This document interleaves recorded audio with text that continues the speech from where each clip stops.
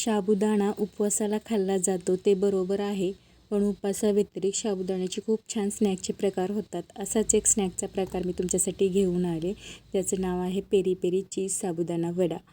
तर 1 कप साबुदाणा घेतला भिजलेला, त्याच्यामध्ये 2 बटाटे किसलेले घेतलेत, उकडलेले बटाटे किसून घेतलेत. 3 चमचे दाण्याचं कूट टाकते, 2 चमचे तांदळाचं पीठ टाकते, तुम्ही कॉर्नफ्लोअरही वापरू शकता.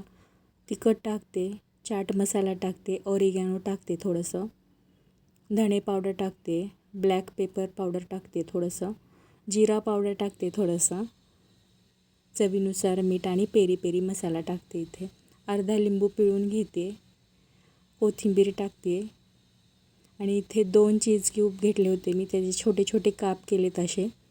आणि जे आपण साबुदाणा घेतला तो छान हाताने मिक्स करून घेतला मी.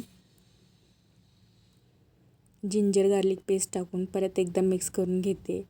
एक गोळा घ्या छोटा साबुदाण्याचा आणि त्याच्यामध्ये जे चीज आहे ते छान भरून घ्या.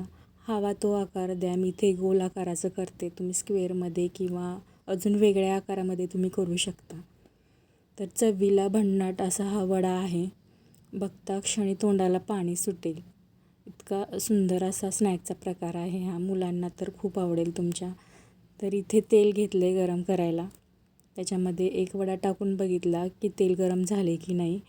तर इथे मी 3 वडे टाकून घेते आणि छान गोल्डन ब्राऊन कलर येईपर्यंत छान मस्त फ्राय करून घ्यायचं. जास्त नका टाकू, ते एकमेकाला चिटकून बसतील. तर माझ्या कढईमध्ये 3 बसत होते, तर मी 3-3ची बॅच केली आणि ते मस्त फ्राय करून घेतले.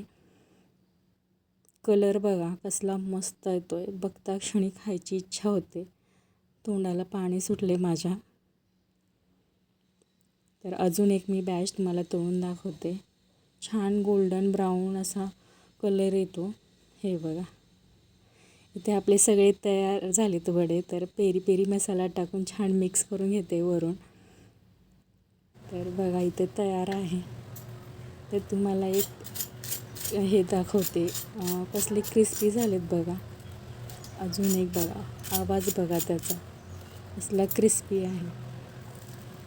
चीज वाव, बघता क्षणी तोंडाला पाणी सुटलं आहे. हा खूप छान लागतो चवीला, नक्की करून बघा.